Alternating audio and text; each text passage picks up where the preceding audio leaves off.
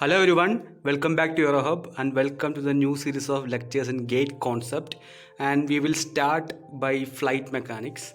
And you can see the syllabus here of flight mechanics, and basically it consists of aircraft performance and stability and control, and we will be covering this entire topic of flight mechanics, and you can take a screenshot of this particular section.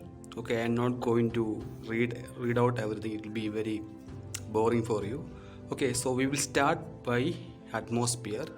Okay, so basically you have to understand that we have something called international standard of atmosphere that is mainly used to improve the calculations of flight testing and to standardize the aircraft design. Okay, and these are the standard conditions of international standard atmosphere. The total mass is 5 into 10 power 18 kilogram. The pressure is 101325 pascal. The density is 1.225 kilogram per meter cube, and the temperature is 15 degree Celsius. Okay, and you are also aware that there are different layers in atmosphere. We have troposphere, stratosphere, mesosphere, thermosphere, ionosphere and exosphere, and you can see a diagram of different types of layers in the video now. And we will be discussing mainly troposphere and stratosphere because these are the important layers which can be asked in the gate examination.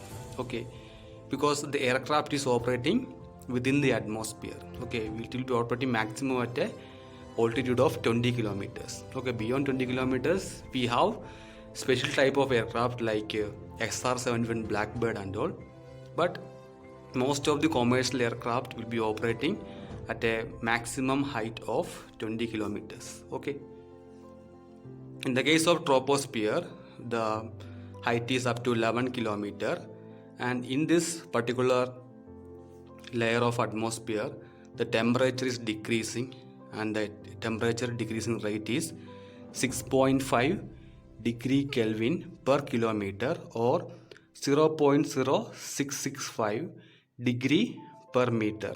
Okay, and this variation is called temperature lapse rate. Okay, this is called temperature lapse rate. Okay, because the temperature is decreasing in the troposphere. Okay, you can see in the same diagram we have a decreasing nature of temperature, and we have something called tropopause, and it is from 11 kilometers to 20 kilometers, and in this particular layer of the atmosphere the temperature is constant, and the temperature is like 216.66 degree Kelvin.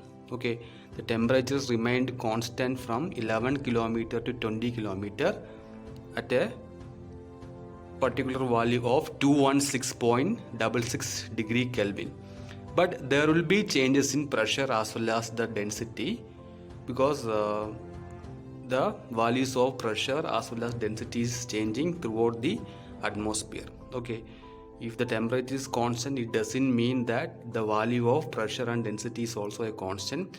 There will be variation of temperature, there will be a variation of pressure and density in the tropopause. Okay, you can see this is troposphere, it's tropopause. Here the temperature is decreasing, here the temperature is constant, so this layer is called gradient layer.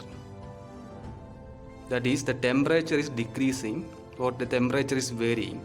This is called gradient layer, and tropopause is called isothermal layer.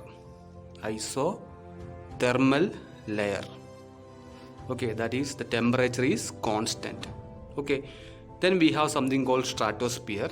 It is from 20 kilometer to 47 kilometers. Here the temperature is increasing at a rate of 4.7 degree Kelvin per kilometer. Okay, here this is also a gradient layer. This is also a gradient layer. Now we will see certain equations through which we can find out the value of temperature, pressure and density for gradient layer as well as isothermal layer. You can see this diagram. This is the sea level condition. Okay, this is some sea level, and this layer is called base layer, and this layer is called target layer. Okay, this is any layer in the atmosphere. For example, if I have the value of temperature of base layer, they will be asking to find out the temperature of first layer or target layer, and the equation is T1 is equal to T naught plus A. A is nothing but the temperature lapse rate. The temperature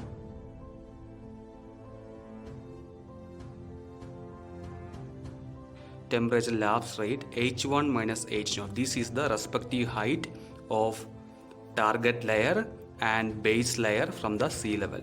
Okay, and this is applicable for gradient layers. This equation is applicable for gradient layer, and this is the equation for pressure ratio. P1 by P naught is equal to T1 by T naught, the whole power, minus G by A by R. A is the temperature lapse rate and R is the specific gas constant, and the value of R is 287 joule per kilogram Kelvin.